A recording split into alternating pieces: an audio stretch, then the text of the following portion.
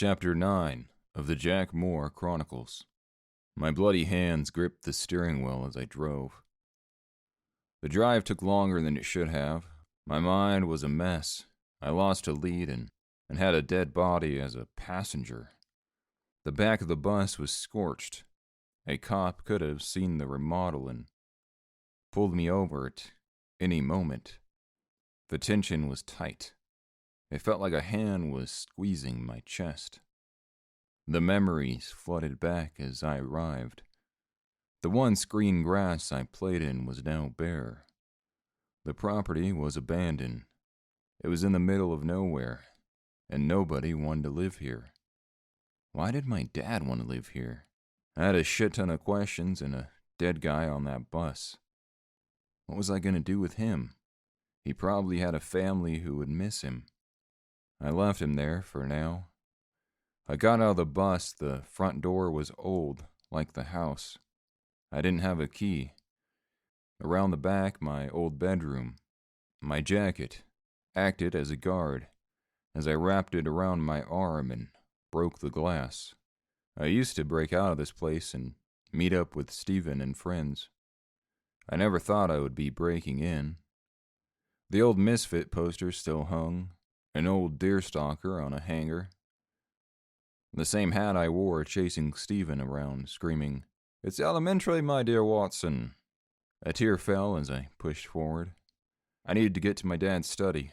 The house captured a moment in time, frozen like a photograph from the past. A couch with my impressions still left. A broken piano sat against the wall.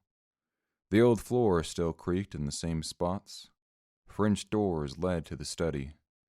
They were open like wings spread wide. The aroma of Dutch Master's cigar shot up my nostrils.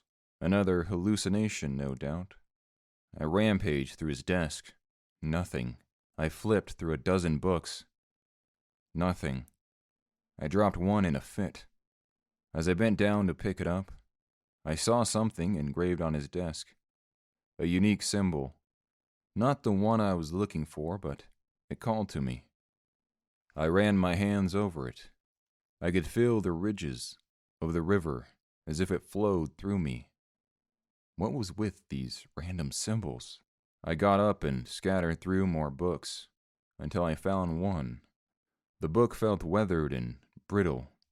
The binding was coming apart. Engraved on the leather, the symbol on the desk.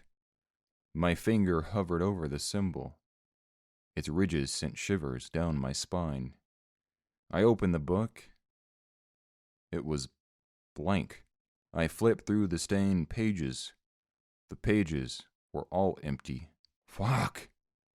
I threw the book at the fireplace. The book landed on an old pile of ash. The ash was under a layer of dust, settled in clumps. Forgotten ash was the resting place of mouse droppings and decayed skeletons. I went to pick up the book. It was the only lead I had, despite the emptiness. As I grew close, the ash that gathered around the leather shifted from white to gray, its gray morphing into an ember. The symbol began to illuminate and animate. The river flooded. I could hear the melody of water flow. I could hear birds chirping. Above the river, tree roots sprouted, as if fertilized by the flames. I hurried to grab it, but it was too late. A fire engulfed the leather. Next to the fireplace, an old metal pot with pokers. I took the pokers out and put the metal pot around the book. I then grabbed a poker and pushed the pot out of the fireplace.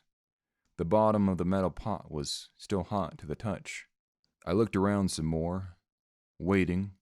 I hoped this trip wasn't for nothing. Someone might have died because of me. There was an old dusty frame that rested on the desk. My father's arm wrapped around my mother's back. Their smiles radiated beyond the paper. This was before I was born. I never saw my father smile much after Mom died. I stared at that photo for way too long. Eventually, I found an old pair of stiff leather fireplace gloves. I lifted the pot. The worn leather was now a fresh brown. It was as if the fire gave it a new life. The symbol on the front pulsated. I blew the embers away and opened the book. The first page was no longer empty. In scorched writing it read, "The Viridian Alliance. From the grass to the sky, we live and die in her name. We are one with her, one with all living things." I wanted to stay and read every word of this book, but I couldn't. There was a bus with a dead guy and my fingerprints all over it. A town with dead and missing people.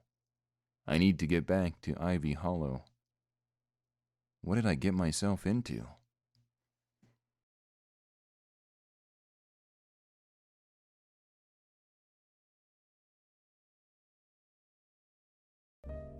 Hey you. Yeah, you. Thanks for listening to this episode of the Jack Moor Chronicles.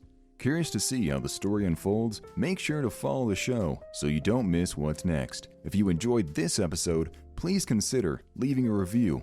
It really helps us out. Want more podcasts from WolfShield Media? Check out our website at wolfshield.media. Until next time, thanks for listening to this WolfShield Media production.